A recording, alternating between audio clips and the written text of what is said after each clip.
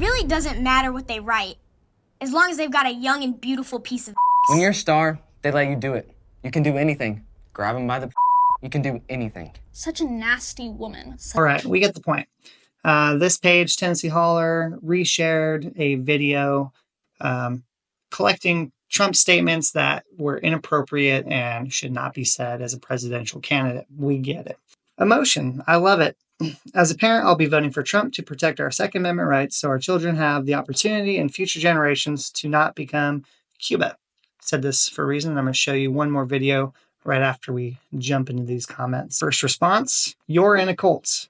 Well, travel with Julie. Call me a cultist, but history has told us every single century for millennia that when you take away the means for a population to defend themselves, it ends up in tyranny and not in favor of the population. Next up, Kate Pet 111. Taylor, it's funny that you think Trump will do any of that. Oh, and Harris only referred to assault weapons, but you probably heard different listening to your BS media sources.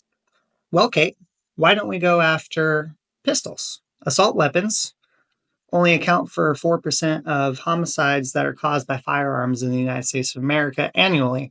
So if you are a government who actually cares about the safety of its population, why not go after all of the other firearms that cause more homicides and deaths every year? Moving on, going down the list. Nokia 1099.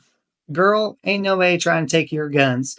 Enough with that. As a mom, I'm gonna be voting for someone that will keep my kids from getting shot at school. Well, my first response to that, Nokia, is Kamala Harris and the Democratic Party are definitely not having your kids' safety in their best interest. If they did, they would shift funding from protecting themselves and celebrities and anyone else who is more important than your child to then protect your child in schools. But clearly they don't want to do that.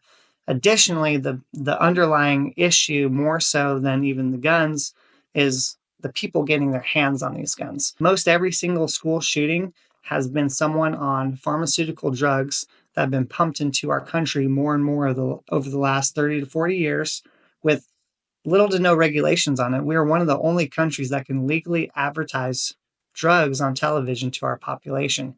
These companies literally have back-to-school programs to give our kids more drugs. So if you sell more drugs to these kids, you get a bigger paycheck.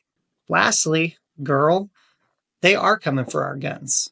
I'm also in favor of the assault weapons ban. We need an assault weapons ban. We want to ban assault weapons. Let's jump into a contrasting video that I found of a Cuban American who is showing his appreciation for America as a capitalist country. Let's check it out.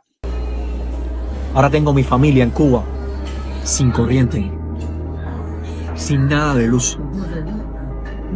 La comida se le está echando a perder, la medicina se le está echando a perder. Y el gobierno nos pide confianza, nos pide sacrificio.